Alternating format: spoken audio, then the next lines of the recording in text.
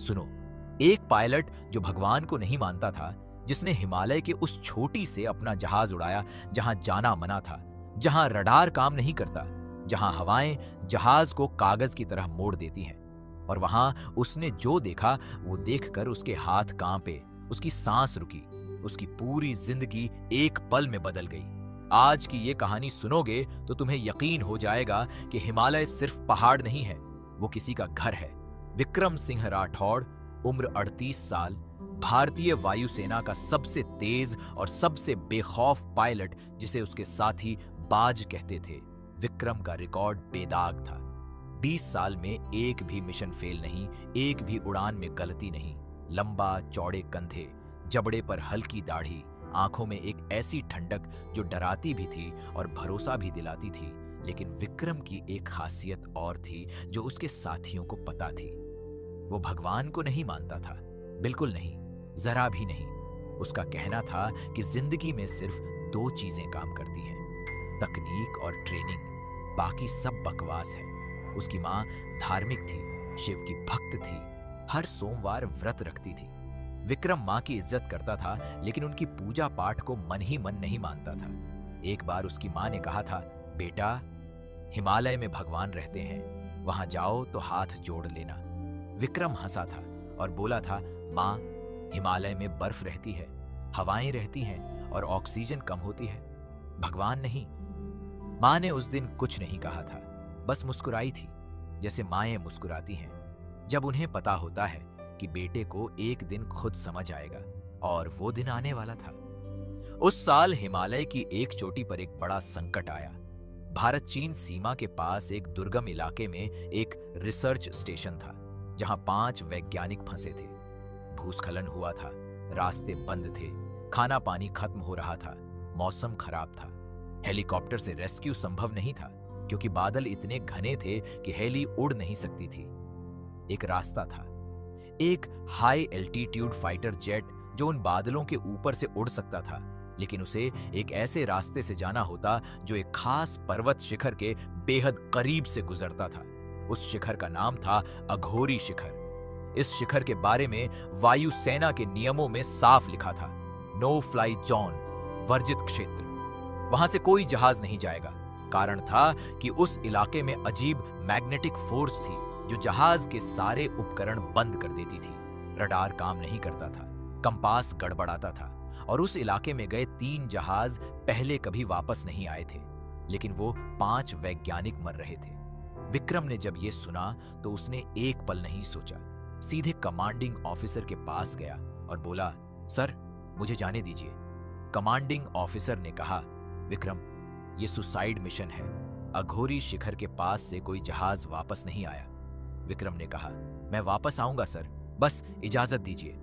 बहुत बहस हुई, बहुत नानुक्कर हुई, लेकिन आखिर में जब ऊपर से आदेश आया कि वो वैज्ञानिकों को बचाना जरूरी है, तो विक्रम को जाने दिया गया। उस रात विक्रम ने अपनी मां को फोन किया।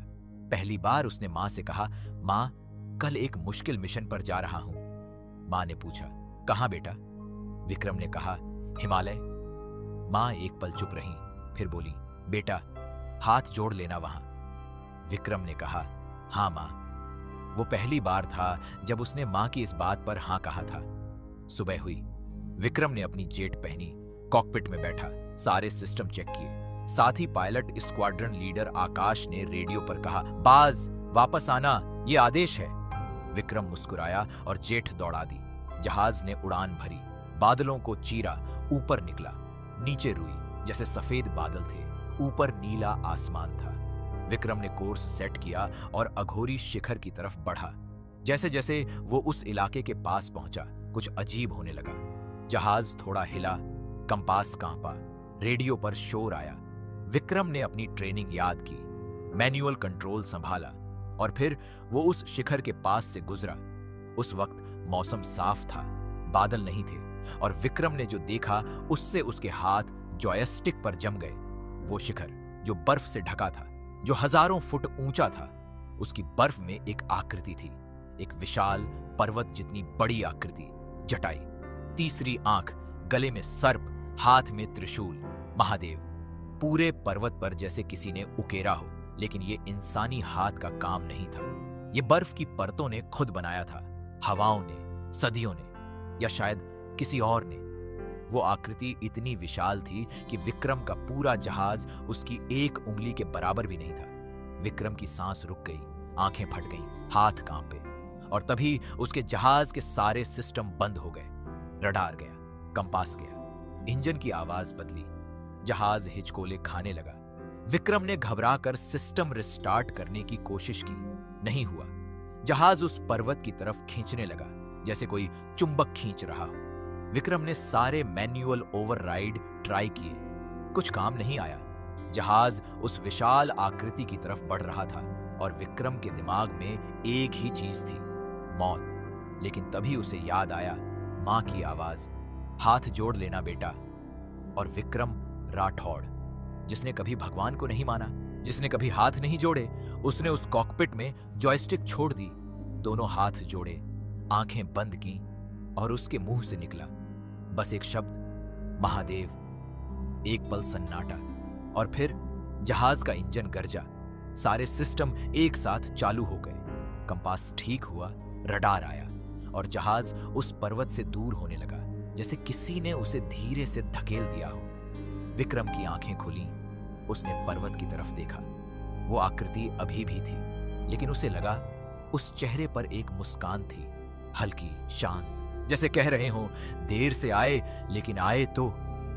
विक्रम ने जहाज संभाला, रास्ते पर लाया, उस रिसर्च स्टेशन तक पहुंचा, वैज्ञानिकों को जरूरी सामान और संकेत भेजे, उनके लिए रेस्क्यू का रास्ता खोला। और जब वो वापस लौटा, बेस पर उतरा, कॉकपिट खुली, आकाश और बाकी साथी उसे देखकर हैरान थे, क्योंकि विक्रम का चेहरा बदला हुआ था। वो ठंडक जो उसकी आंखों में हमेशा थी, वो अब भी थी, लेकिन उसमें कुछ और भी था, एक नमी, एक गहराई। आकाश ने पूछा, क्या हुआ वहां? विक्रम ने जवाब नहीं दिया, सीधे एक कोने में गया, घुटने टेके, माथा जमीन पर रखा। सब देखते रहे, किसी ने कुछ नहीं पूछा। उस रात विक्रम ने मां को फोन किया। मां ने पूछा, सब ठीक है बेटा? विक्रम की आवाज कांपी। उसने कहा, मां, तुम सही थी, वो वहां हैं, मैंने देखा उन्हें। मां कुछ देर चुप रही, फिर बोली, जानती थी बेटा, इसीलिए हर सोमवार मांगती थी उनसे कि मेरे बेटे को एक बार दर्शन दे दो। विक्रम की आंखें भर आईं। उस घटना के बाद विक्रम बदल गया, पूरी तरह नहीं।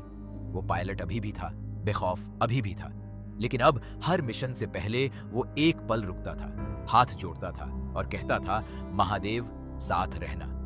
उसने वो घटना एक रिपोर्ट में लिखी, वायुसेना ने उसे क्लासिफाइड कर दिया, लेकिन जो लोग उस बेस पर थे उन्होंने कहानी सुनाई, आगे बढ़ाई, और अघोरी शिखर आज भी नो फ्लाई जोन है। लेकिन अब उसकी वजह सिर्फ मैग्नेटिक फोर्स नहीं है, अब वो वजह है वो जो वहां रहते हैं, जो हिमालय के कण कण में हैं, जो पर्वतों की बर्फ में अपनी आकृति बनाते हैं और इंतजार करते हैं कि कोई आए, देखे और माने, क्योंकि महादेव को साबित नहीं करना होता, वो बस दिखाते हैं जब वक्त आता है, जब इंसान सच में तैयार होता है। और अगर इस कहानी ने तुम्हारे रोंगटे खड़े कर दिए, अगर तुम्हें लगा कि हाँ, हिमालय में कुछ है जो हम नहीं समझ सकते, तो अभी इस वीडियो को लाइक करो, सब्सक्राइब करो इस चैनल को और बेल आइकन दबाओ, ताकि अगली कहानी सबसे पहले तुम तक पहुंचे। क्योंकि ऐसी कहानियां जो आसमान से उतरें और दिल तक पहुंचें, वो सिर्फ यहां मिलती हैं।